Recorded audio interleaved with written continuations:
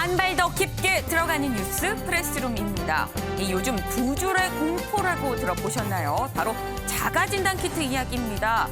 하루 확진자가 10만 명이 되다 보니까 정말 곳곳에서 확진자가 나오고 있습니다.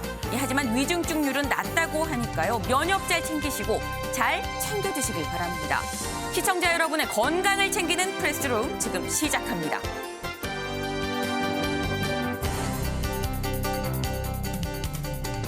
어제 열린 대선 후보 TV 토론에서는 이재명, 윤석열, 양강 후보의 뜨거운 혈전이 펼쳐졌습니다. 경제 분야라 자칫 싱거울 수 있다는 예상 모두 빗나갔는데요. 뜨거웠던 토론의 이야기 잠시 후 전해드리겠습니다. 한편 단일화 결렬 선언 뒤 윤석열 후보와 안철수 후보 분위기 냉랭했습니다. 오히려 민주당이 안 후보에게 손을 내미는 모습이었는데 잠시 뒤 전해드릴게요.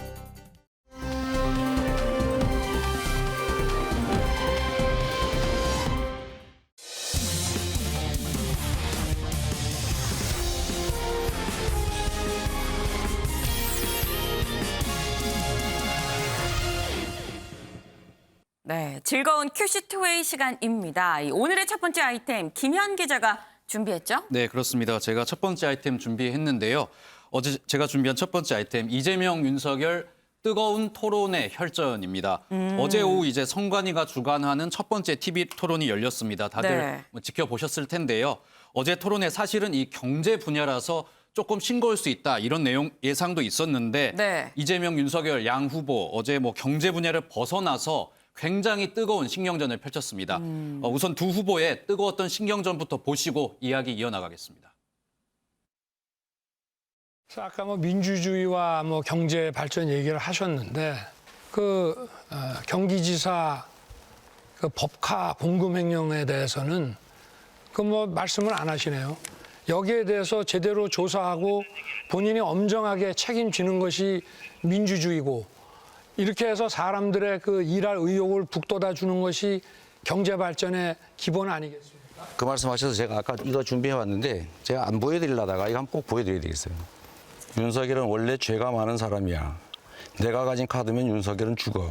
이거 들어보셨죠? 녹취록에 있는 거. 김만배의 녹취록입니다. 검찰 녹취록. 그 사람들은 우리 이재명 후보하고 훨씬 가까운 측근이고 제가 듣기로는 그 녹취록 끝부분을 가면 이재명 게이트란 말을 김만배가 한다고 그러는데 이재명 게이트라고 있다고요. 그 녹취록 중에 내세요. 지금 허위 사실이면 후보 사퇴하시겠습니까? 네, 두 후보 각자의 의혹에 대해서 굉장히 강하게 공격하는 모습을 보였습니다. 먼저 일단 윤석열 대선 후보가 최근 논란이 되고 있는 이 김혜경 씨와 이재명 후보의 그 법화 유용 의혹에 대해서 먼저 포문을 열었는데요. 네. 경제 분야 토론이었지만 이런 부분에 대해서 제대로 조사가 돼야 이 경제 발전이 있는 거 아니겠느냐 이런 이제 이야기와 함께 시작을 했습니다.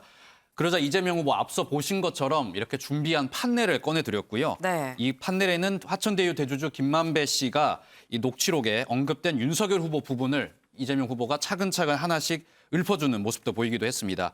하지만 여기에 대해서 윤석열 후보, 이 김만배 씨나 이런 의혹의 인물들은 이재명 후보보다 나보다 이제 이재명 후보가 훨씬 가까운 사람 아니냐 네. 이렇게 이야기하면서 특히 녹취록 마지막 부분에는 이재명 게이트 언급이 되는데 이 부분까지 좀 얘기해달라 이렇게 또 반격을 하는 모습을 보였습니다. 네. 하지만 이재명 후보 이거는 거짓말이다. 거짓말이면 후보 사퇴하시겠느냐 이렇게 이야기하면서요. 굉장히 이 두 사람 시작부터 날선 신경전 이어가기도 했습니다. 네. 아니 그런데 지금 윤석열 후보가 한 얘기, 이 해당 녹취록에 이재명 게이트가 나온다 이 얘기도 해달라. 지금 이렇게 얘기를 했다는 거 아니에요? 이재명 게이트 정말 나옵니까? 네, 결론부터 말씀드리면 실제로 네. 이재명 게이트라는 부분이 있었습니다. 토론이 끝나자마자 한 언론사가 이 부분을 공개를 했는데요. 네. 이 녹취록 마지막 부분에 보면 2020년 10월 26일에 녹음된 부분인데 네. 김만배 씨 정유학 회계사와 대화하는 도중에 이재명 게이트 때문에 이렇게 말하면서 언급하는 부분이 실제로 있습니다. 이 부분이 어제 보도가 됐고요. 네. 이 부분은 어제 이 부분만 보면은 일단 윤석열 후보의 말이 맞는 것으로 일단 그런 셈이 됐는데 네. 민주당 곧바로 해명을 했고요. 이 녹취록 대화가 나오기 3일 전에 이 녹취록이 녹음이 되기 3일 전에 네. 이재명 후보가 선거법 관련해서 이 무죄 판결을 받은 적이 있는데 네. 이 김만배, 정영학 두 사람이 이 판결 얘기를 하면서 이거를 이제 이재명 게이트를 이 선거법 판결을 이야기한 거다. 이렇게 이야기를 했고요. 네. 강훈식 민주당 이제 선대위 이제 본부장도 이 네. 부분에 대해서 해명을 했다고 하는데요. 강훈식 본부장의 이야기 들어보고 이야기 나눠보겠습니다. 이재명 게이트란 말은 뭘로 파악하세요? 제가 알기로는 저게 이재명 때문에 일이 안 된다라는 취지의 이야기로 저는 알고 있고요. 그 입구에서 지킨다라는 그런 의미의 게이트인 것 같고요. 근데 제가 전문을 보지 않았기 때문에 쉽게 평가하는 건 적절하지 않은 것 같습니다. 네, 강훈식 본부장 전문을 보지 않아서 정확하게 평가할 수 없다. 이거는 네. 어떤 전제 하에서도 설명을 하기를 네. 이게 이재명 게이트가 이재명 때문에 우리가 이런 일을 하기가 어렵다. 두 사람이 이재명 게이트, 어떤 이재명 후보를 문지기로 표현한 것 같다. 이렇게 어떤 본인의 생각을 밝혔습니다. 네. 송영길 대표도 여기에 더불어서 부산저축은행 사건의 수사를 담당했던 윤석열 당시 중수 이과장이 대장동 의혹에 사실상 중수적인 역할을 한 거 아니겠느냐 이야기를 하면서요. 네. 이거를 윤석열 게이트라고 불러야겠다. 네. 오히려 역공을 좀 펼치는 모습도 보였거든요. 네. 하지만 이 국민의힘 선대위는 이 게이트라는 뜻이 보통 일상적으로 쓰이기는 정치인, 정부 관련된 어떤 비리 의혹이나 이런 사건에 대해서 쓰는 게 게이트인데 네. 민주당 강훈식 본부장이나 민주당 쪽에서는 이 황당한 궤변으로 지금 국민을 우롱하고 있다면서요. 이 게이트 논란에 대해서도 또 각자 신경전을 이어가기도 했습니다. 네. 어쨌거나 일단 이 김영 기자가 좀 팩트를 좀 체크를 해 보니까 이재명 게이트라는 이 단어가 들어 있는 거는 맞긴 합니다. 하지만 이재명 게이트가 뭔지에 대해서는 전혀 나와 있지 않은 상황이에요. 그렇기 때문에 지금 이 여야가 그 부분을 두고 지금 이 말싸움 공방을 좀 벌이고 있는 상황인데, 근데 어제 보니까 이 대장동 의혹 관련해서 이재명 후보가 이 토론회에서 윤석열 후보한테 사과하십시오 이렇게 얘기를 하던데요. 네, 그렇습니다.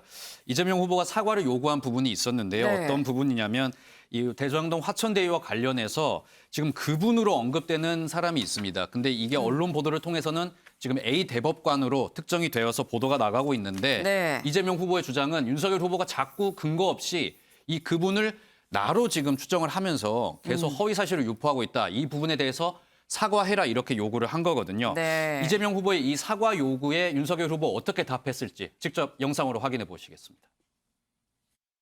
대장동 화천대유 관련해서 그분이 대법관이다라는 게 지금 확인이 돼서 보도가 나고 있는데 윤 후보님 아무 근거 없이 모든 자료가 그분이 이재명을 가리킨다라고 페북에 써놓고 지금도 가지고 계시죠. 그거 국민들한테 속인 건데 사과하실 생각 없습니까? 전혀 없습니다. 그 설계자와 그 승인권자가 그리고 수용권자가 바로 우리 이재명 후보셨습니다. 성남시장. 우리끼리 돈 주고 받은 이재명 알면 우리 큰일 난다. 절대 비밀이다.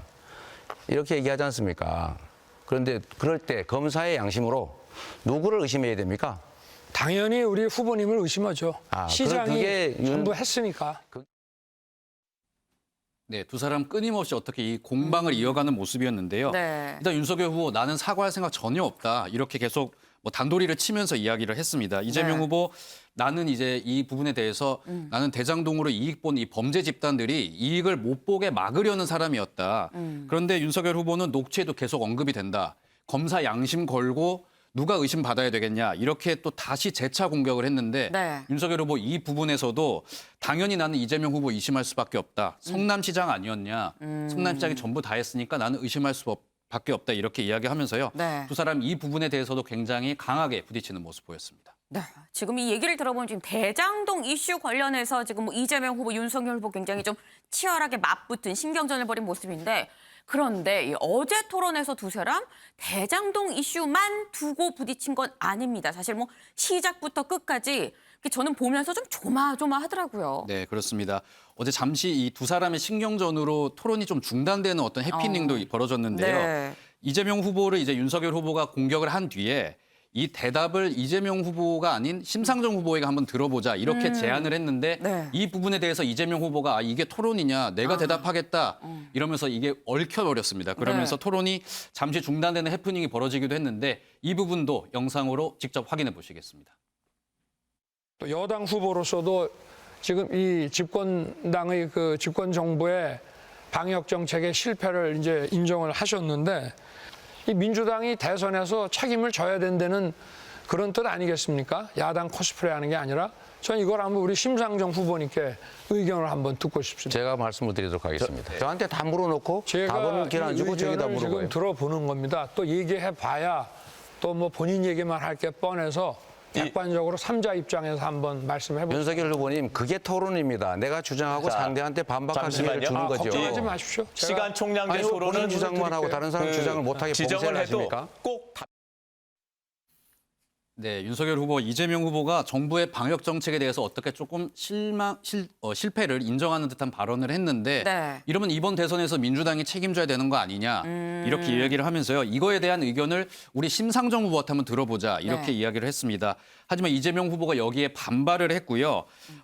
이러면서 이제 사회자가 이제 끼어들고 이런 상황이 펼쳐지면서 결국 중재가 됐습니다. 결국에는. 하지만 답변은 이제 심상정 후보가 결국 이어갔는데 심상정 후보는 이 방역 원칙에 대해서는 뭐 헌법에 보장되는 대로 손실보장 원칙대로 하면 된다.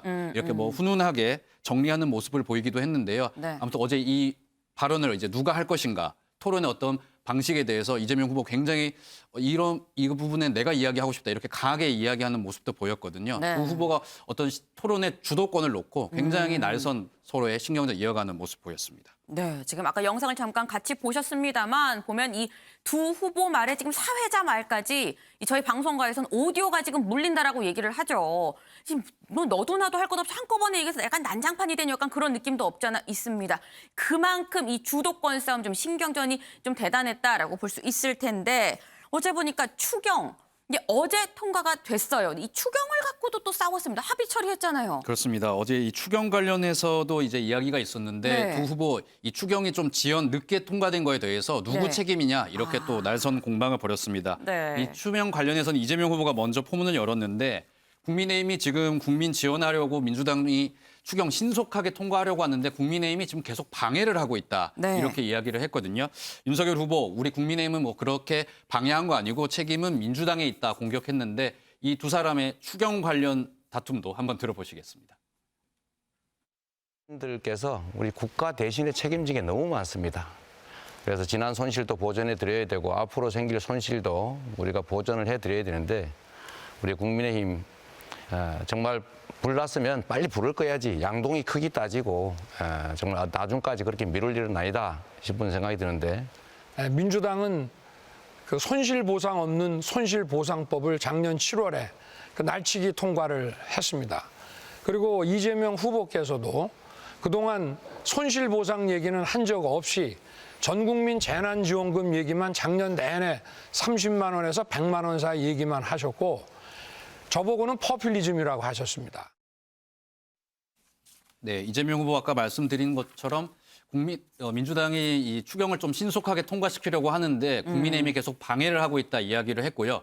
윤석열 후보는 이 손실보상 없는 손실보상법을 과거 민주당이 날치기로 통과한 적이 있는데 이번에도 보니까 그럴 것 같아서 일단 합의는 했다. 하지만 우리 국민의힘이 민주당보다 먼저 손실보상 이야기했고 책임은 민주당에 있다. 두 사람 이렇게 좀 날선 공방을 벌이는 모습도 보였습니다. 실제로 네. 이 토론회 중에 어제 오후 늦게 추경안이 16.9조 원으로 통과가 됐는데요. 네. 양 후보 어제 이 추경 통과안의 뒤늦은 합의를 두고도 서로 책임 공방을 벌이는 모습이었습니다. 네, 지금 토론회를 보면 윤경호 위원님 사실 공식 선거운동이 시작되고 첫 토론회였습니다. 하지만 뭐 전체 토론회를 보면 한 3번째인 건데 지금 보면 갈수록 지금 첫 번째, 두 번째, 세 번째 갈수록 굉장히 신경전이랄까요? 치열해지고 있습니다. 약간 4번째 토론이 우려되는 약간 그런 수준까지 온 것 같아요. 25일이죠. 네 번째 토론회. 또 주제 정치 분야고. 네. 그리고 이제 마지막 3월 2일에 사회 분야인데 이 두 토론회는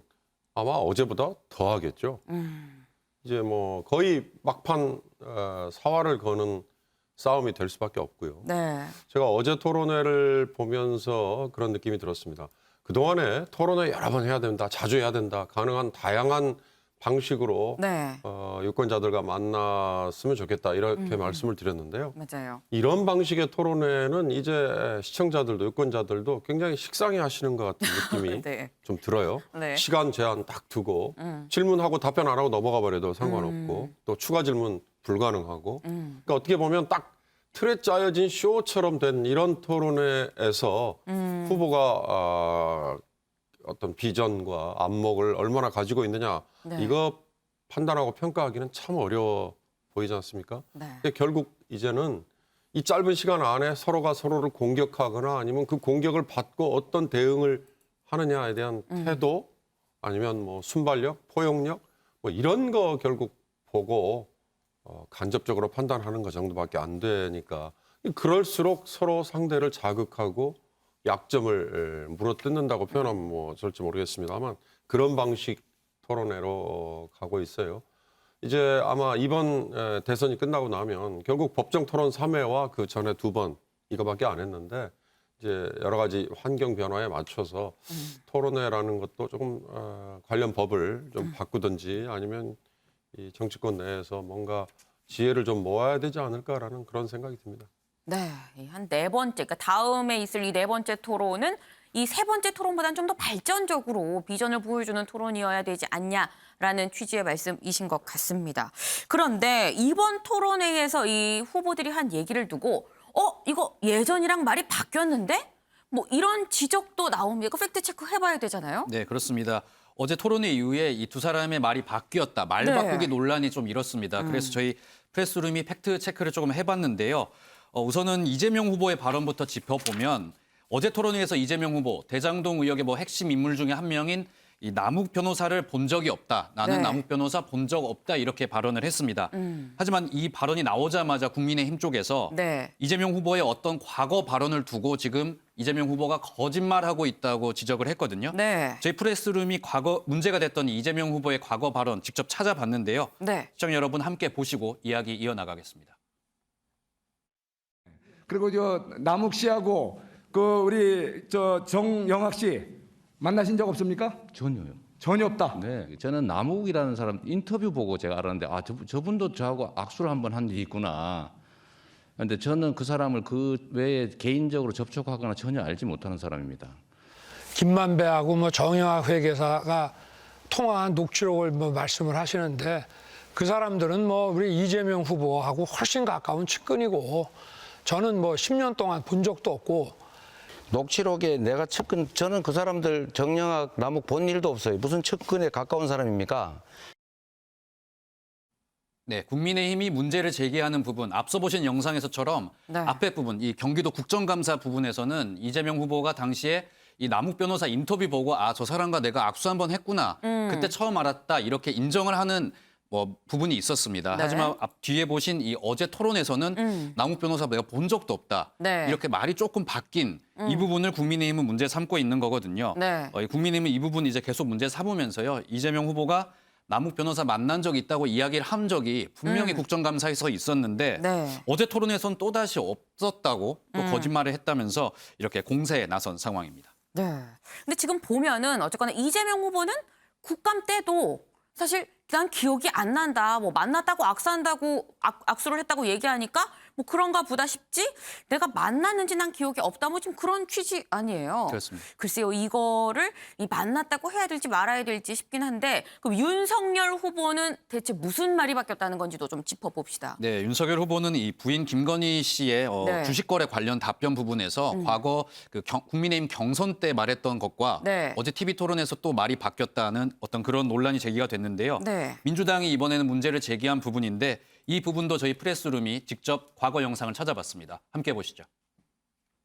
증권회사 직원한테 주문을 낼 수 있는 권한만 줬는데 그거 4개월 딱 하고는 그 사람하고는 끝났고 그 당시에 도이치모터스라고 하는 것은 주가의 변동도 크지 않았고 저희 집사람은 오히려 손해보고 그냥 나왔습니다.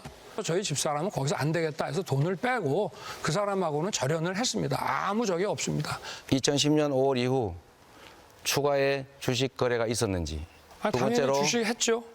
두 번째로 제 처가. 주식 거래해서 돈을 버는 게 있는지 손해만 봤는지. 아니 손해 본 것도 있고 뭐 좀 번 것도 있고 하니까 정확하게 그 수익이 얼마나 되는지는 알 수 없습니다. 그러면 어쨌든 주식 투자 주가 조작에 참여해서 돈을 버는 건 사실이군요. 주가 조작에 참여한 사실은 없습니다. 네, 윤석열 후보 같은 경우에는 지난해 이제 국민의힘 경선에서 네. 우리 집사람이 손해만 보고 나왔다 이렇게 설명을 했습니다. 네. 주식 거래와 관련해서요. 하지만 네. 어제 이재명 후보의 질문에 대해서는 정확하게 모르겠다. 뭐 손해 본 것도 있고 뭐 수익 본 것도 있고 뭐 네. 순수익이 어느 정도 되는지는 모르겠다 이렇게 이야기를 했습니다. 일단 이재명 후보와 민주당 측에서는 이 검찰 수사 결과로 지금 수익이 봤다는 주장이 나오고 있으니까 윤석열 네. 후보가 슬그머니 말을 바꾼 거다 이렇게 공격에 나서고 있는데요. 국민의힘 쪽에서는 일단 2010년 5월까지의 상황만 보고 윤석열 후보가 이때까지 그 경선에서는 얘기를 했던 거고요. 네. 기간을 일일이 잘라서 설명을 할 수가 없으니까 윤석열 후보 입장에서는 어제 원론적으로 수준에서 답변한 거다. 이렇게 해명을 내놓은 상황입니다. 네, 지금 또 윤석열 후보의 이 영상을 좀 보고 오니까 이 윤석열 후보 일단은 예전에 말한 거니 도이치모터스 주식에 대해서 얘기를 한 거고 어제 토론에서는 이 전체 이 도이치모터스뿐만이 아니라 전체 주식 거래가 있었냐 없었냐 이런 얘기 와중에 나온 얘기 같아요. 사실 지금 딱 보면 이재명 후보도 그렇고 윤석열 후보도 그렇고 소종섭 위원님. 글쎄요, 제가 보기에는 두 사람 다 말이 바뀌었다고 보기는 좀 애매한 면이 있습니다. 그런데 지금 이걸 갖고 공격을 한다는 게 글쎄요, 이게 약간 코미디 같은 상황 같기도 하고요. 뭐 이제 지엽적인 부분이라고 볼 수도 있고 일부의 네. 사실을 전체적인 어떤 진실이라고 주장할 수 있는 거죠. 양쪽 후보들이. 근데 지금 이제 국면 자체가 뭐 투표일이 한 보름 정도밖에 안 남다 보니까 그 상황에서 열린 토론회다 보니까 말 그대로 뭐든 갖고 있는 걸 다 꺼내서 상대를 향해서 이제 뿌리는 거죠. 그래서 이른바 난타전이다. 뭐 그렇게 평가도 할 수 있고 네. 또 각자 도생에 토론회였다. 이렇게 좀 볼 수가 있는 그런 상황인데 그러다 보니까 이제 어떤 작은 부분이라도 그것을 들고 나와서 상대를 공격하고 또 상대가 제기하는 프레임에 대해서 그걸 맞대응하면서 프레임 자체를 또 흐리게 하고 하는 이런 전략을 서로가 지금 쓰고 있는 거죠. 그러니까 나의 약점이라고 할 수 있는 부분 나만이 아니고 당신도 그러잖아. 이런 얘기를 이제 자꾸 하고 있는 이런 건데 전체적으로 어쨌든 토론의 격이라든지 품이라든지 이런 측면을 생각하면은 좀 더 분명한 근거를 갖고 정확한 어떤 사실관계, 진실관계에 맞는 그러한 얘기를 하는 것이 좀 좋지 않겠나 하는 생각이 들고 이런 부분들이 이제 자꾸 반복이 되다 보면 이게 감정적으로 되면서 대선 이후까지 네. 과연 대선 이후의 국정 운영이 원활하게 될 수 있을 것인가에 대한 그런 걱정을 하는 분들이 많이 있다라는 것을 후보들은 좀 염두에 두고 조금 더 그 격 있는 그런 토론을 해주기를 바랍니다. 네, 지금 이 소종섭 위원님의 마지막 말씀이 굉장히 묵직합니다. 이 국민들은 이 대선이 중요한 게 아니라 대선 끝난 다음까지도 지금 약간 이런 모습을 보고 우려를 하고 있다라는 말씀을 주셨습니다. 이 소 의원께서 말씀하시면서 지금 난타전이라는 말씀을 쓰셨어요. 난타전. 이런 어제의 토론을 지금 난타전이라고 말씀을 하셨는데 그럼 이 난타전에 참전한 이 후보들은 토론이 끝나고서 어제의 토론 어떻게 평가했을지 궁금해집니다. 이수아 기자. 네, 제가 준비해 봤는데요. 우선 이재명 후보 반응부터 보면요. 이 다른 후보들의 평가를 토론 직후에는 좀 자제하는 모습이었습니다. 본인은 최선을 다했다 말하면서도 이 다른 후보들에 대한 평가는 좀 국민들이 직접 하시면 좋겠다라고 말했는데 오늘 오전 라디오 출연에서는 좀 더 솔직한 얘기를 들을 수 있었습니다. 윤 후보에 대해서 질문에 대답하지 않는다든지 나중에 한다고 미룬다든지 아니면 저를 향해 말해놓고 다른 사람에게 아까 심 후보에게 질문을 던졌죠. 이런 네. 부분을 지적하면서 납득이 안 되는 게 많았다. 마치 벽에다 대고 얘기하는 것 같았다라고 그래서 당황스러웠다라고 말하면서 이 윤석열 후보의 토론 태도를 저격했습니다. 네, 지금 벽에 대고 얘기한 것 같았다라고 지금 이재명 후보는 얘기했는데 그렇다면 윤석열 후보는 이재명 후보에 대해서 뭐라고 얘기를 했을까요? 사실 윤 후보의 소감 모두가 듣고 싶었는데 네. 들을 수가 없었습니다. 왜요? 그 배경을 설명해 드리면요. 이 토론이 종료되면은 이후에 소감을 묻기 위해서 사실 기자들과 만나는 질의응답 시간이 마련돼 있습니다. 네. 그리고 방송사 측에서 이걸 사실 4당에 모두 말해서 이 자리를 잡아놓은 것으로 기자들은 알고 있었는데요. 네네. 이 자리에 이재명, 안철수 그리고 심상정 후보까지는 모습을 드러냈지만 윤 후보가 나타나지 않은 겁니다. 그런데 앞선 두 차례의 토론에서는 윤 후보 나타났었거든요. 네. 그래서 왜 이런가 현장에서는 좀 의아하다는 반응이 있었고요. 우선 질의응답에 좀 나왔었던 새 후보의 소감 먼저 듣고 오실게요. 최선을 다해서 우리 국민들께 나라 경제를 살릴 사람이 누구인지 설명드리려고 노력했습니다. 제가 다른 후보들에 대해서 구체적 평가를 하기보다는 우리 국민들께서 적절하게 평가하실 것이라고 생각합니다. 주도권 토론에서 뭐 한 번도 제가 질문을 못 받았어요. 그래서 무려 30분을 혼자 서 있느라고 고생 좀 했습니다. 의리가 없어요, 후보들이 어떻게. 서로 책임 있게 검증받는 심정으로 진솔하게 토론이 이루어졌었으면 좋았겠다. 그런 아쉬움이 있습니다. 똑같은 질문을 모든 분에게 드리지는 않았기 때문에 객관적으로 평가할 수는 없습니다만 플랫폼 사업과 데이터 산업에 대해서 이해를 구분을 잘 하지 못하는 윤석열 후보의 그 발언이 가장 실망스러웠습니다. 네, 보다시피 윤 후보의 소감은 없었고요. 이 윤 네. 후보는 따로 언론 질의응답 없이 토론장을 떠났기 때문에 이 마지막, 그러니까 TV 토론에서의 공개적인 마지막 발언이 결국 소감이 됐습니다. 네. 이걸 좀 소개해드리면 이 여러분이 만약 딸이나 아들의 짝을 구하신다면 누구를 선택할지, 이 사위와 며느리를 누구로 고를지, 자녀를 누구에게 맡길 수 있는지 판단해달라라고 말하면서 이 투표를 자녀의 결혼에 빗대는 모습이었습니다. 그러면 여기서 지금 궁금해지는 건 과연 윤석열 후보는 왜 질의응답을 혼자서 안 하고 떠났을까입니다. 네, 특별한 이유는 네. 없었다는 것이 좀 국민의힘 측의 설명입니다. 네. 이 김병민 대변인이 윤 후보가 떠나고 난 자리에 이제 지켰는데요. 네. 이 토론회가 끝나고 스튜디오 안이 좀 어수선해지고 네. 윤 후보가 당장에는 좀 소감을 밝힐 수 없는 그런 분위기가 되면서 스튜디오를 떠나게 됐고 또 듣기로는 스튜디오 밖에서는 윤 후보가 언론 브리핑을 하는 걸 선관위에서 하지 못하게 하는 것으로 알고 있다. 그래서 소감을 안 밝힌 데 대해서는 특별한 이유는 없었다라고 강조했습니다. 네. 그럼 내 후보의 질의응답이 이미 당끼리 합의된 사안이 아니냐라고 기자가 다시 되물었거든요. 네. 여기에 대해서는 전주의 대변인이 MBC가 정리를 해달라고 해서 한 거지만 내 당이 합의한 부분은 아니었다. 이 질의응답이 합의된 사안은 아니었다라는 점을 강조하는 모습이었습니다. 네, 윤경호 위원님. 일단 국민의힘에서는 뭐 특별한 뭐 이유는 없었다. 그냥 좀 정리가 잘 안 되고 어수선해서 이 자리를 떠났을 뿐이다라고 지금 얘기는 하고 있는데 일각에서는 어제 토론 이 중에 윤석열 후보가 좀 뭔가 불쾌한 게 있었던 거 아닐까, 화가 났던 부분이 있었던 거 아닐까 하는 이런 이 추측이 나오기도 합니다. 어떻게 보셔요? 아니, 만약에 그래서 정말로 기자들과 만나지 않고 가버렸다 그러면 정말 있을 수 없는 일이죠. 만약에 그렇다면. 만약에 그렇다면 그건 기자들과의 암묵적인 뭐 약속이 안 된 거다 하더라도 기본적으로 해야 될 도리를 안 한 거죠. 기자들을 만난다는 건 국민들 대신 만나는 거 아니겠어요? 주관사인 MBC 측에서 따로 공간을 마련했다고 하고 기자들이 기다렸다면서요? 네. 다른 새 후보들은 갔으면 당연히 윤 후보도 갔어야 되는 거죠.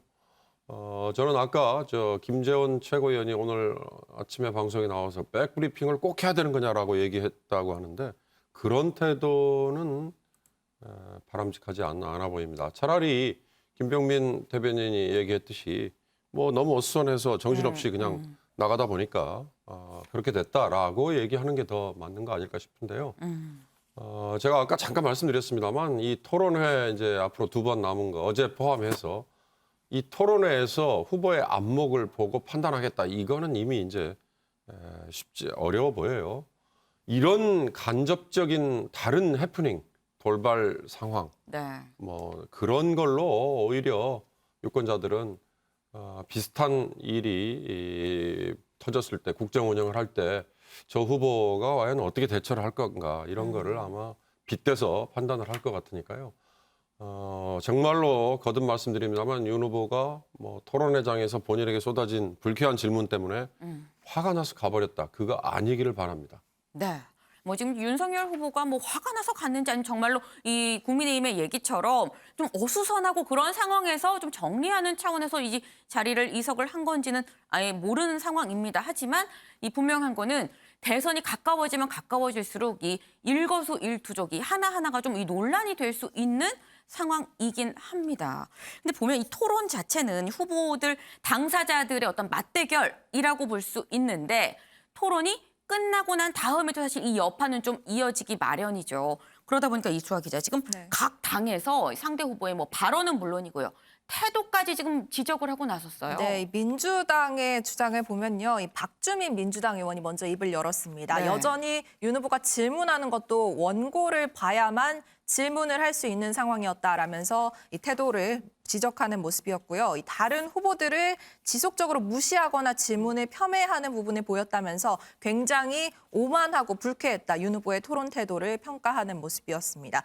국민의힘도 이재명 후보의 토론 태도 문제 삼았는데요. 하나만 좀 대표적으로 설명을 드리자면 아까 김현 기자의 설명처럼 이 후보가 김만배 씨의 녹취록 팽말을 토론회에 들고 나왔잖아요. 네. 이 부분을 지적하면서 경제 토론이 아니라 뭐 대장동 비리 질문이라든지 다른 의혹에 대한 질문 회피가 이번 토론의 목적이었던 모양이다라고 비꼬면서 이 재발 저림 증세가 심하다라고 공세 수위를 높였습니다. 네.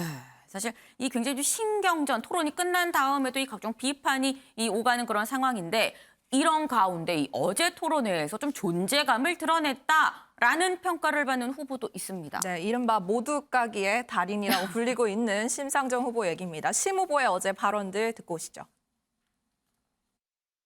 이재명 후보님 155 이렇게 네. MB 747 이후에 15년 만에 외형적인 그 성장 목표를 제시하셨어요. 네. 참으로 제가 의외였습니다. 이건 MB 때보다 더 호황된 게 아닌가. 우리 이재명 후보께서 유능한 경제 대통령을 표방하시는데 이렇게 성장만 외치는 MB 아바타 경제 가지고 미래를 열 수 있나. 그러니까 한 시가 한 30억 정도 되는 집에 살고 계신데 혹시 종부세 얼마 내셨는지 기억하시나요? 글쎄 지난번에 말씀을 하셔서 한번 알아보니까 한 뭐 몇백만 원 내는 것 같은데요. 종부세 제가 지금 92만 원 내셨어요. 92만 원 내나? 아니, 다 합쳐갖고. 30억 집에 종부세 92만 원이 폭탄입니까? 92만 원 내시고 지금 뭐 집 무너졌어요? 폭탄 맞아서? 그 재산세까지 다 합쳐서 봐도 한 400만 원밖에 안 돼요. 네. 네, 지금 이 심상정 후보의 지적에 두 후보가 다 이재명, 윤석열보다 좀 약간 쩔쩔매는 약간 그런 모습인 건데 특히 저는 이 부분, 이 MB 아바타라는 얘기가 좀 낯이 익습니다. 이 MB 아바타 하면은 저는 안철수 후보가 먼저 생각이 나긴 해요. 이 안철수 후보한테 이 민주당이 MB 아바타라고 예전 대선에서 이 비판을 했었는데 이번엔 반대로 이 민주당 후보인 이재명 후보가 심상정 후보한테 들은 소리가 이 MB 아바타냐라는 비판이라는 게 좀 아이러니하긴 합니다.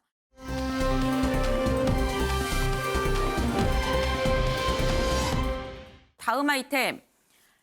또 이수아 기자가 준비를 했네요. 네, 안철수 후보 얘기가 나온 김에 이어가 네. 볼까요? 두 번째 아이템. 거칠어진 안철수 앙금 때문에입니다. 이 단일화가 결렬된 뒤에 열린 첫 토론이었잖아요. 그래서인지 안 후보, 윤 후보에 대한 공세 수위가 한껏 더 올라가고 날카로운 질문들이 이어졌습니다. 이 윤 후보의 저격수를 자처하면서 거듭 압박을 가했는데요. 안 후보의 어제 모습 한 번 더 보고 오실게요. 그리고 재정 문제도 어려울 땐 이렇게 쓰지만 이게 지나가면은 빨리 우리가 그 재량 지출을 줄여서 건전성을 다시 확보를 해야 된다 이렇게 생각합니다. 지금 말씀이 좀 이렇게 돌아가고 지금 핀트를 못 잡고 계신 것 같아서 다시 여쭤보면은 윤 후보께서 생각하시는 디지털 데이터 경제가 뭡니까? 저는 이 5G라든가 이런 그 데이터들이 신속하게 움직일 수, 이동할 수 있는 그런 네트워크를 구축하고 그리고 이것이 전부 클라우드에 모여서 집적하고 분석할 수 있는 AI 알고리즘이 중요하다고 생각합니다. 그건 전부 저 하드웨어 쪽이지 데이터나 인프라 쪽은 아닌데요. 그렇지 않습니다. 정부 데이터 개방에 대해서는 어떻게 생각하십니까?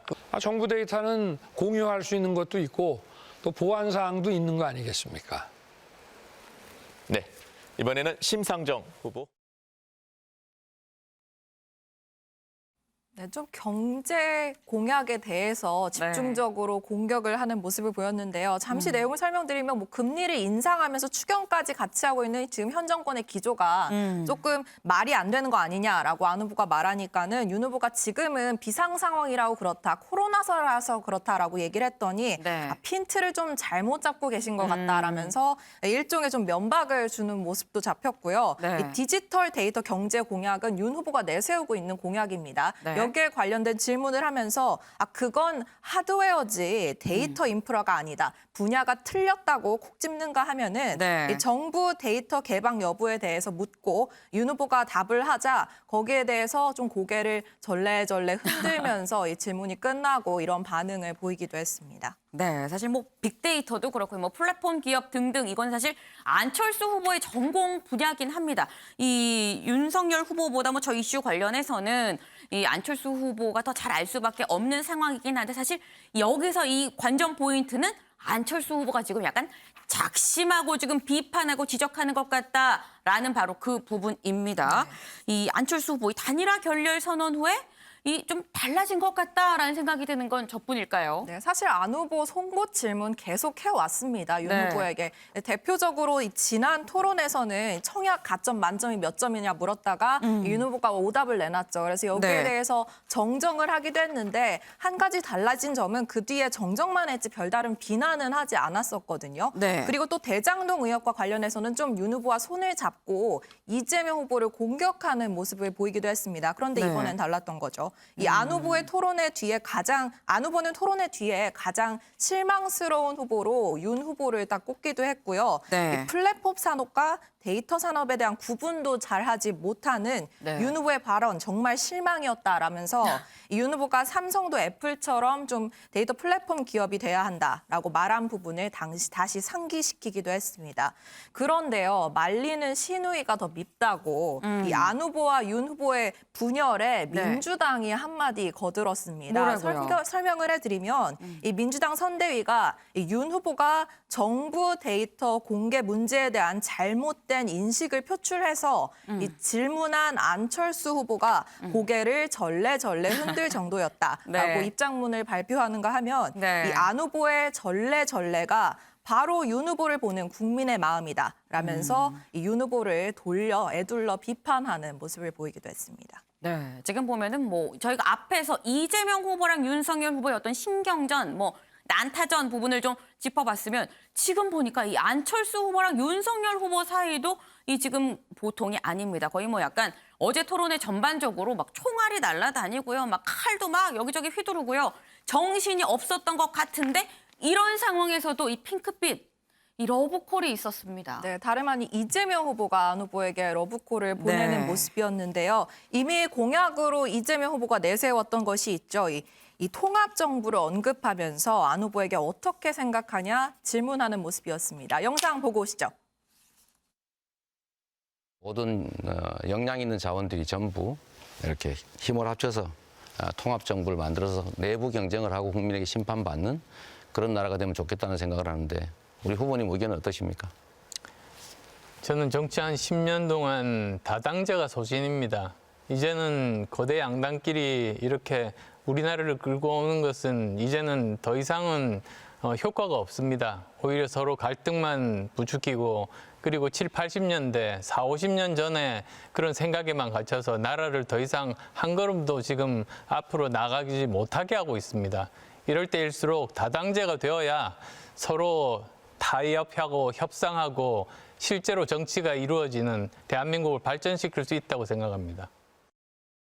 네, 이재명 후보 안 후보에게 이 정부 통합론 얘기 왜 꺼냈는지 그 배경도 오늘 좀 설명을 했는데요. 안 후보는 한때 제가 대표로 모셨던 분이다라면서 그래서 존경하는 분이다. 이렇게 새정치민주연합 시절을 회상하기도 했고요. 또 그분이 가진 새 정치의 꿈이 제가 평소 말씀드리던 정치 개편과 일치한다라고 말하기도 했습니다. 네, 사실 국민의힘 입장에서는 이재명 후보의 이런 이 안철수 후보에 대한 러브콜 좀 굉장히 신경이 쓰일 것 같은데 신경을 안 쓰는 것 같기도 합니다. 왜냐하면 이 보니까 단일화 결렬 선언에 대해서 국민의힘 또 국민의당 누구 책임인지 보니까 좀 진실 공방을 벌이고 있던데요. 네, 어제 양당 후보가 좀 이 네. 결렬 선언 기자회견 전에 3시간 전쯤에 전화를 했다라고 저희가 소식을 전해드렸고 네. 이 전화 내용에 대한 양당의 해석이 다르다 여기까지 전해드렸었는데 이후에 알려진 게 이 안 후보가 기자회견을 열기 직전에 윤 후보에게 문자 메시지를 보내서 이 본인의 완주 의지를 밝혔었다. 이 얘기도 해드렸거든요. 네. 여기에 대해서 국민의힘이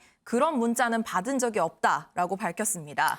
그러니까 국민의당이 다시 재반박을 합니다. 네. 그러면서 보낸 것이 확실하다. 이 문자를 보냈다는 기록이 현재 존재한다라고 다시 재반박을 하니까요. 국민의힘이 다시 한번 윤 후보에게 확인을 한 부분인 건지 네. 여기에 대해서 말하면서 윤 후보가 너무 많은 양의 문자를 매일 받아서 확인을 못한 것 같다. 하지만 그렇게 중요한 걸 왜 문자로 하냐라면서 감정 싸움을 벌이고 있는 상황입니다. 소종섭 위원님, 네. 문자를 보냈다, 못 받았다, 받았긴 한데 확인을 못했다. 그거를 왜 문자로 하냐? 이게 지금 싸울 일인가요? 결국 이제 양쪽에서 이 이른바 단일화가 무산된 그 부분을 둘러싼 명분을 갖기 위해서 서로 이제 핑퐁을 하는 거죠. 나한테는 잘못이 없고 잘못은 저쪽이다라고 서로 얘기를 하는 거죠. 그 과정에서 이제 뭐 정말 이런 문제를 가지고 서로 두 당이 논쟁을 하고 뭐 맞느냐 안 맞느냐 보냈느냐 안 보냈느냐 하는 것 자체가 국민들이 뭐 일일이 이런 부분들을 다 알 필요가 있습니까? 이런 정도로 이제 어쨌든 이 단일화가 누구 무산된 것이 누구 책임이냐 이 부분에 대해서 일정한 명분을 갖기 위해서 두 당이 서로의 일정한 이 상황 관리를 하면서 핑계를 대고 있는 거다. 뭐 이런 정도로 이해하면 되지 않을까. 이런 부분들이 보여지는 모습은 이제 앞으로도 단일화가 쉽지 않겠구나. 뭐 일부 막판 단일화 가능성을 얘기하기도 하지만 전혀 없다고 할 수는 없겠지만 현재 흐름으로 봐서는 이제 단일화 부분은 거의 끝난 것이 아닌가. 뭐 이렇게 좀 판단이 됩니다. 네, 이런 모습을 보면 결국 단일화는 쉽지 않아 보인다라는 이 해설을 주셨습니다.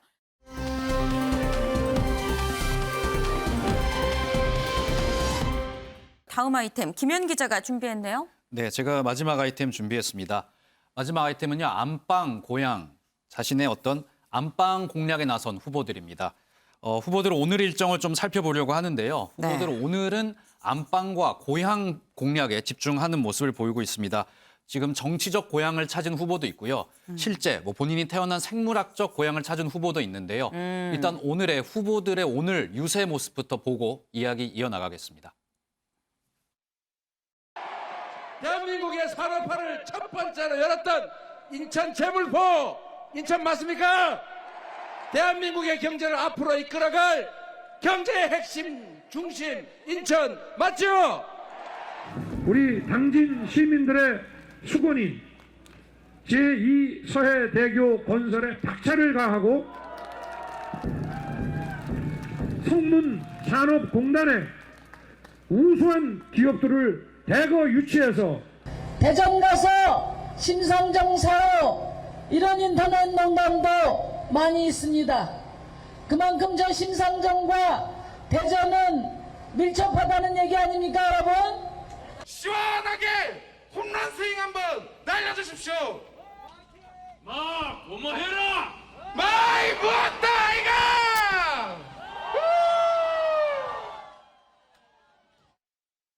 네, 이재명 후보의 이야기부터 좀 나눠보면은요. 이재명 후보 지지율 박빙 그 경합 지역인 경기도에 오늘 집중하는 모습 보였습니다.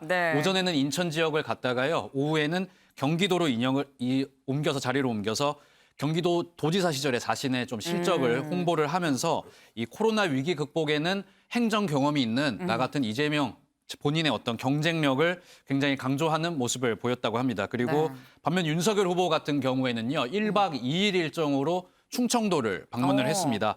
윤석열 후보 같은 경우에 부친의 고향이 충청도 아닙니까? 그래서 본인을 항상 충청도의 아들이라고 설명을 하는데 국민의힘 같은 경우는 이번 충청도 방문을 이 충남 당진부터 해서 전북 익산으로 내려가는데 이번 이 유세 같은 경우에는 서해안 공략이다. 이렇게 이름을 붙여서요. 어떤 의미를 부여하고 있고 윤석열 후보 같은 경우에는 오늘 김대건 신부의 탄생지인 쏠매 성지를 찾아가서 이곳에서 어떤 헌신과 국민 통합의 어떤 이런 메시지를 좀 강조하는 모습도 보였습니다.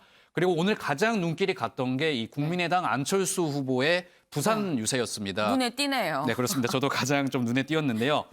국민의당 안철수 후보 같은 경우에는 자신이 정말 태어나고 자란 고향 부산을 방문을 했습니다. 이 1박 2일 일정으로 부산을 방문했는데 보시는 것처럼 저렇게 이번에는 손에 방망이를 쥐었습니다. 저희가 다 기억이 나실 텐데요. 이재명 후보의 이 부스터샷 이 발차기 퍼포먼스가 있었고, 부스터슛. 네, 부스터슛 퍼포먼스가 있었고, 윤석열 후보의 이 어퍼컷 세레머니가 있었지 않습니까? 네. 이게 굉장히 화제가 됐는데 안철수 후보 저렇게 보시는 것처럼 이번에 안철수 후보의 4번 타자 세레머니를 저희가 볼 수 있었습니다. 앞에 보시는 것처럼 누구를 향해서인지 모르겠지만 마 고마해라 이렇게 이야기를 하면서 방망이를 휘두르는 4번 타자 세레모니를 선보였는데요. 네. 안철수 후보 오늘 부산을 방문을 해서 내가 이야기를 잘 안 해서 그렇지 사실 부산 사람이고 중앙정치에 가서도 항상 부산을 사랑했다. 이런 이야기를 하면서 고향 부산에서 자신의 지지를 호소하는 모습을 보였습니다. 그리고 여기서 저희가 한 가지 좀 더 짚어드릴 부분이 네. 이 부산 유세의 서병수 국민의힘 의원이 이제 참석을 했다고 해요. 그래서 지금 일각에서는 이 국민의힘과 국민의당 아직도 단일화 의논이 진행이 되고 있는 것 아닌가 이런 추측이 나오고 있는 상황이고요. 마지막으로 정의당 심상정 후보 이야기 좀 전해드리면 심상정 후보는 대전과 충남 방문을 했습니다. 지금까지 심상정 후보 꾸준히 노동자들 만나는 어떤 노동 행보를 보이고 있는데 이번 오늘 유세에서도 현대제철 비정규직 노동자 만났고요. 잠시 후 오후에는 현대차 아산공장 방문해서 공장에서 퇴근하는 노동자들 만나서 직접 이야기 들을 예정이라고 해서 본인의 어떤 뚜렷한 다른 이제 선명한 행보를 강조하는 오늘 유세였습니다. 네, 지금 안철수 후보의 이 방망이 세리머니도 눈에 띄는데 지금 김현 기자가 얘기한 것처럼 이 국민의힘의 서병수 의원이 안철수 후보의 부산 유세에 참석을 했다라는 점, 이 점도 앞으로 저희가 좀 추적해서 팔로우를 좀 해봐야 될 부분이 아닌가 싶습니다. 이 어제 토론이 끝나고 지금 김현 기자가 소개해드린 것처럼 이 후보들 다시 또 이제 전국을 도는 이 유세를 시작을 하고 있습니다. 이 후보들의 전국 일주처럼 이제 각 후보들의 이 방송 찬조 연설도 이제 시작이 됐는데요. 지금 이재명 후보를 보니까 이재명 후보의 첫 번째 방송 찬조 연설자, 경선에서 경쟁자이기도 했지만 지금은 선대위를 총괄하고 있는 이낙연 위원장이 이 찬조 연설을 했던데요. 네, 그렇습니다. 이재명 후보의 첫 번째 방송 찬조 연설은 이낙연 민주당 전 대표가 맡았습니다. 이 위원장 이제 이 찬조 연설에서 이재명 후보의 경험을 또다시 강조하는 모습을 보였습니다. 네. 이낙연 대표 이 경험, 특히 이 경험 같은 부분에는 벼락치기로 얻어지는 게 아니라고 강조를 하면서요. 신출내기에게 경제 위기 극복을 맡길 수 없다. 이재명 후보의 행정 경험을 강조해서 지지하는 모습을 보였습니다. 반면에 이제 윤석열 후보 같은 경우도 찬조 연설자가 내정이 지금 되어 있는 상황인데요. 네. 국민의힘의 유일한 호남 지역구 의원인 이용호 의원이 내일 윤석열 후보의 방송 찬조 연설자로 첫 번째 찬조 연설자로 선보여질 예정입니다. 네. 지금 우연치 않게 양강 후보 모두 이 호남 지역 출신 정치인이 그러네요. 첫 번째 방송 찬조 연설을 맡아서 눈길을 끄는 모습이었습니다. 네, 지금 보면 이낙연 위원장 지금 직접 몸으로 뛰기도 하고 방송 찬조 연설도 하고 지금 계속 이재명 후보의 지금 지지를 열심히 호소를 하고 있습니다. 이 총괄 선대위원장으로 본인의 역할을 열심히 하고 있는데 어제 저희가 전해드렸던 게 이 경선 때 이낙연 전 대표가 이낙연 지금 현재 위원장의 이 공보 단장으로 했었던 정운현 전 이 총리실 비서실장이 윤석열 후보를 좀 지지했다는 소식을 전해드렸어요. 그런데 여기까지는 어제 전해드린 건데 여기에 더해서 뒤늦게 나온 얘기가 이 윤석열 후보를 지지한 결정적인 이유가 이낙연 위원장의 순천 유세 때문이다. 이런 얘기가 있습니다. 네, 그렇습니다. 저희가 전해드렸는데 이낙연 전 대표의 최측근인 이 정운현 전 비서실장이 윤석열 후보의 지지를 선언하면서 어제 굉장히 논란을 일으켰죠. 화제가 됐었는데 네. 말씀하신 대로 이 결정 과정에 이낙연 전 대표의 순천 유세를 보고 윤석열 지지를 선언을 결심을 했다. 이런 이야기가 나오면서 굉장히 화제가 됐습니다. 때문에 도대체 이 이낙연 전 대표의 순천 유세가 어땠길래 과연 윤석열 지지를 선언했을까 이런 이야기가 굉장히 많이 나왔었거든요. 네. 우선 영상으로 직접 확인해 보시고 이야기 이어나가겠습니다. 그런데 평화의 유전자는 민주당한테만 있고 설마 국민의힘이 여기 온 건 아니겠지요? 이재명 하십시오. 이재명.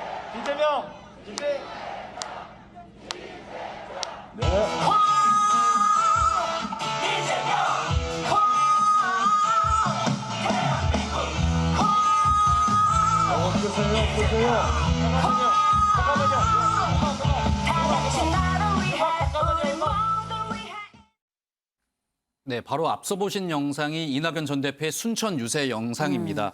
이 조금 영상을 저희가 덧붙여서 설명을 드리면 이낙연 위원장이 지지 유세를 하는 도중에 갑자기 이 로고송이 나오면서 이낙연 전 대표의 발언이 묻혔습니다.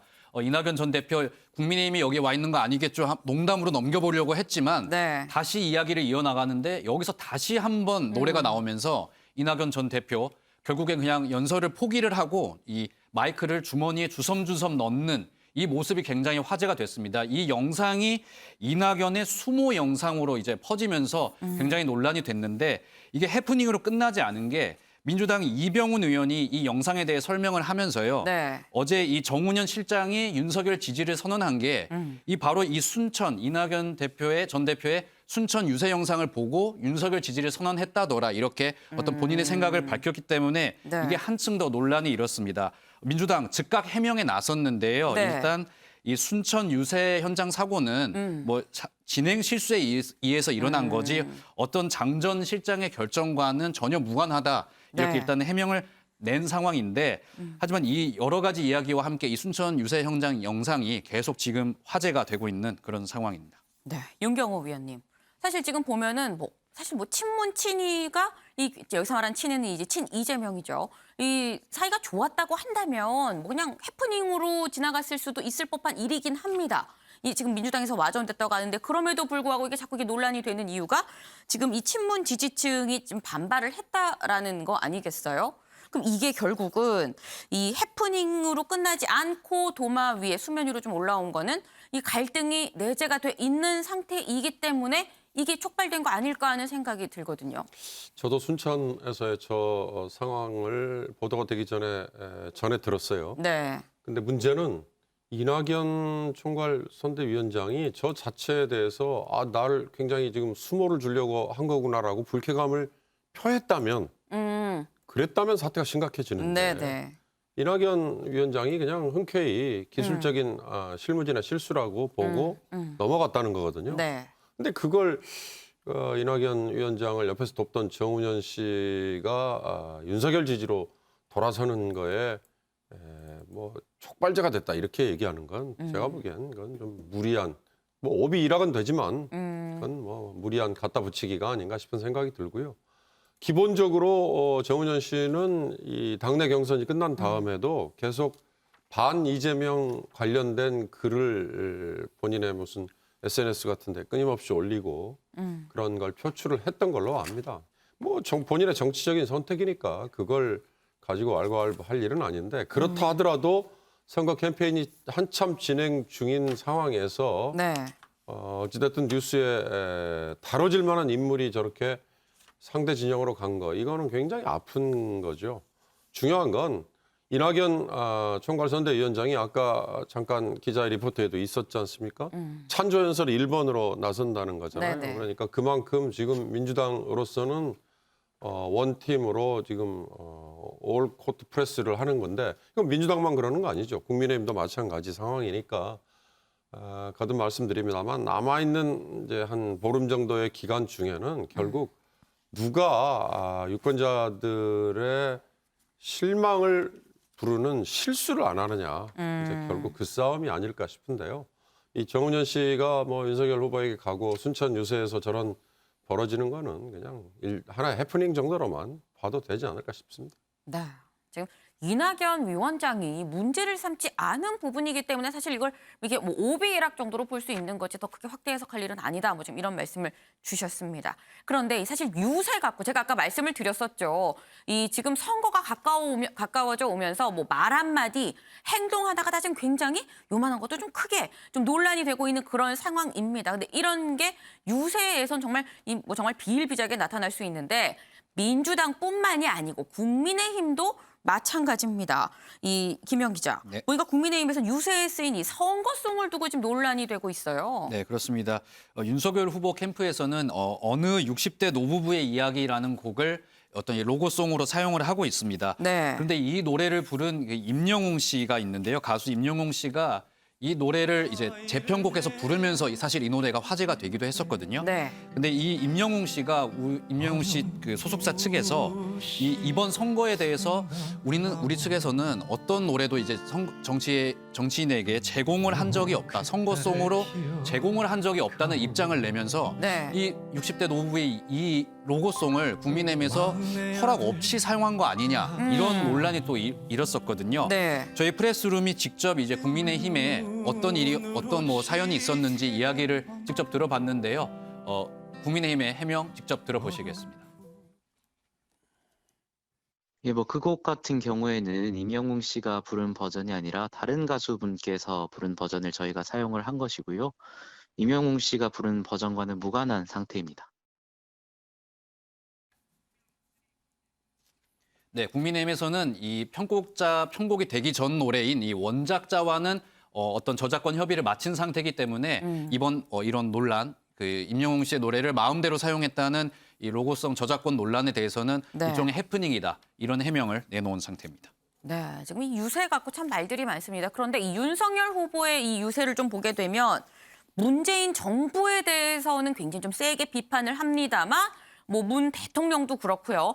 보면 뭐 김대중, 노무현 전 대통령은 또 굉장히 높게 평가하는 이런 모습이 보이던데요. 네, 그렇습니다. 윤석열 후보 지금 뭐 민주당 정부와 이재명 후보를 향해서는 굉장히 뭐 날선 이야기를 하고 있지만은 과거 민주당 정권을 이끌었던 고 김대중, 노무현 대통령을 향해서는 굉장히 위대한 지도자라면서 지켜 세우는 모습을 보고 있습니다. 네. 이 발언들 잠깐 소개를 해드리면요. 지난 16일 호남 유세에서는 이 과거 김대중 대통령의 부정부패, 무인도로 가져가겠다 이 발언을 두면서 뭐 가장 위대한 지도자다 지켜 세우는 모습 보였고 지난 19일에는 직접 김해를 방문하면서 차 안에서 노 전 대통령 생각하면서 왔다. 노무현 전 대통령의 정신을 이어받은 정당은 민주당이 과연 맞는지 생각해봤다. 이렇게 이야기도 했습니다. 오늘도 마찬가지로 어떤 협치의 이야기를 하면서요. 네. 지금 이 민주당 정권, 이 민주당 사람들이 아닌 과거 민주당 사람들과는 협치를 할 의향이 있다. 뭐 이런 식의 이야기를 하면서요. 네. 조금 현 정부와 지금 민주당 그리고 과거의 민주당 정부 인사들과는 조금 거리를 둔 듯한 모습을 보여서요. 네. 어떤 이 온도차를 두고 윤석열 후보의 언어의 온도차를 두고 지금 눈길이 조금 가고 있는 상황입니다. 네. 소정섭 위원님. 네. 지금 보면은 문재인 정부는 비판을 합니다만 문 대통령도 그리고 뭐 김대중, 노무현 전 대통령도 굉장히 높게 평가합니다. 이유가 뭘까요? 윤석열 후보가 이제 여권의 약점을 보고 그 틈새를 벌리려고 하는 거죠. 결국 이제 현재 여권은 이낙연 전 대표가 총괄 선대위원장으로 등판을 했지만 여전히 이른바 친문 세력과 이재명 세력 간의 화학적인 결합이 잘 안 되고 있는 것으로 보입니다. 그런 상황을 윤석열 후보가 보면서 계속해서 이제 틈 벌리기를 시도를 하는 거죠. 그러면서 전통적인 민주당 지지층과 현재 이재명 후보를 지지하는 이 층을 좀 분리시키려고 하는 거죠. 엊그제 아까 이제 얘기했던 이제 정운현 전 실장의 얘기 중에 네. 과거의 민주당과 지금 민주당이 다르다 뭐 이런 얘기 있지 않습니까? 이 같은 맥락입니다, 결국. 예, 그런 틈을 계속해서 이제 윤 후보가 공략을 해가고 있는 거고 그렇기 때문에 처음부터 윤석열 후보가 정치권에 들어오는 시점부터 김대중 전 대통령의 기념관을 간다라든지 이런 행보를 보였던 것은 처음부터 이쪽과는 내가 좀 가까이 가야 되겠다라고 생각을 했고 그런 부분들이 결국은 중도층을 견인하는데도 일정한 효과가 있다. 이렇게 지금 판단하고 있는 것으로 그렇게 보입니다. 네, 지금 윤석열 후보의 지금 이런 얘기는 사실 전략에서 나온 것 같다라는 이런 말씀이셨습니다. 그럼 오늘의 탑을 한번 좀 정해볼까요? 이 오늘의 탑, 이 하나부터 열까지 정말 사사건건 이 부딪혔죠. 이재명 후보, 윤석열 후보, 이 어제의 토론회 내용 오늘의 탑으로 좀 결정을 해보겠습니다.